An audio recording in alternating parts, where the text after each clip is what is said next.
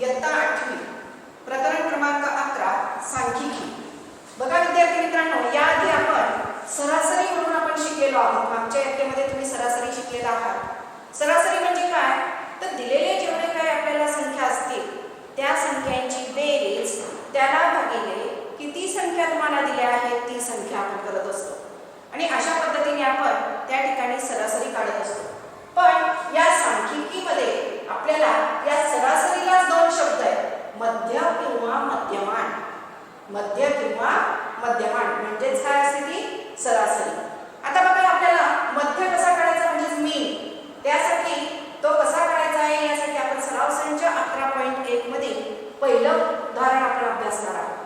बघा इयत्ता 8वी मधील विद्यार्थ्यांपैकी प्रत्येकाने लावलेल्या रोपांची संख्या खाली वारंवारता सारणीत दिली आहे.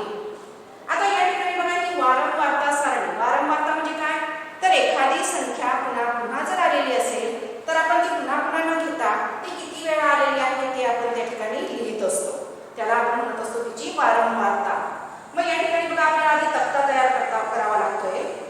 यामध्ये आपल्याला जे काही दिलेली आहे की प्रत्येक विद्यार्थ्याने लावलेल्या रोपांची संख्या, म्हणून पहिल्या रकाने देणार आहे रोपांची संख्या म्हणजेच तो प्राप्तांक. प्राप्तांक म्हणजे काय, प्रत्येक विद्यार्थ्याने किती किती रोपं लावलेली आहेत तर संख्येला म्हणतात सांख्यिकीमध्ये प्राप्तांक आणि म्हणून त्याला आपण वापरणार आहोत xi. आता बघा विद्यार्थ्यांनी लावलेल्या रोपांची संख्या कशी आहे, 1 2 3 आणि 4. जर त्या ठिकाणी 5 6 7 8 असे असेल तर आपण पुढे रकाने वाढवू शकतो. आता बघा विद्यार्थी संख्या वारंवारता fi.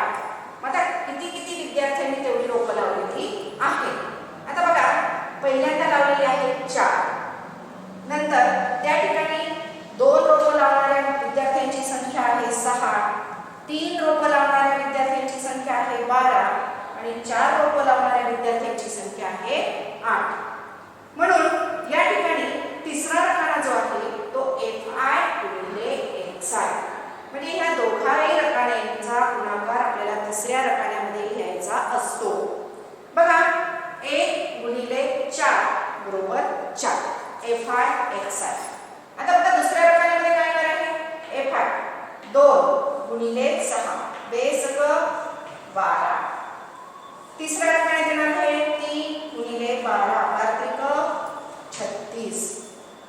चौथ्या रकान्यामध्ये 8 चौक 32.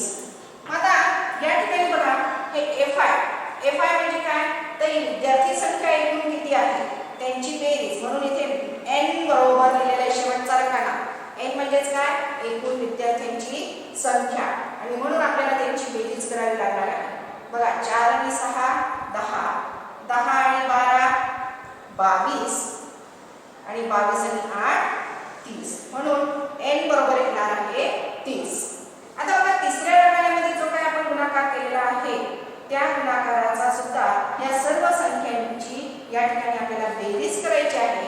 म्हणून या ठिकाणी आपल्याला हे जे चिन्ह आहे याला सिग्मा म्हटलं जातं.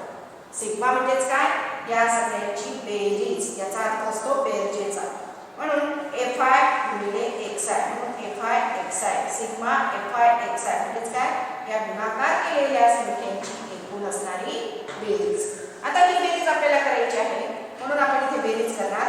4 आणि 2 6, 6 आणि 7 12, 12 आणि 2 14, 8 दिला 1, 3 आणि 3 6 आणि 2 8. बघा या ठिकाणी आता आपल्याला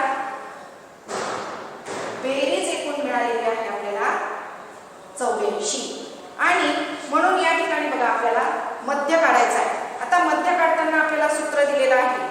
सूत्रामध्ये काय आहे, या ठिकाणी सूत्र जे काही दिलेलं आहे त्या सूत्रामध्ये आपल्याला मध्य बरोबर म्हणजे x बार म्हटलेलं आहे. x च्या डोक्यावर जी काही आडवी रेषा आहे तिचं वाचन आपण x बार असं त्या ठिकाणी करू शकतो आणि म्हणून x बार बरोबर चौकट भागिले n. चौकट म्हणजेच काय, आता हा या ठिकाणी असलेला सिग्मा fi xi भागिले x बरोबर. आता या ठिकाणी ही जी बेरीज आहे किती आहे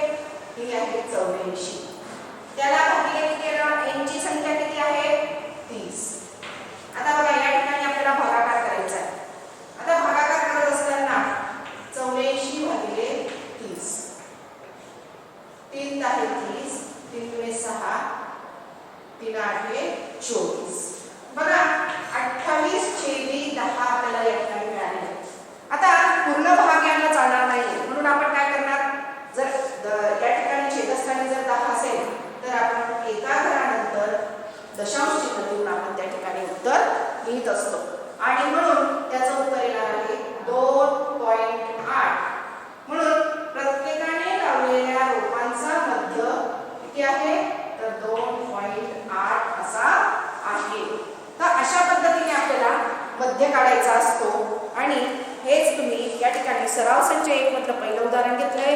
पुढची जी 3 उदाहरणं आहेत ती तुम्ही सोडवायची आहेत.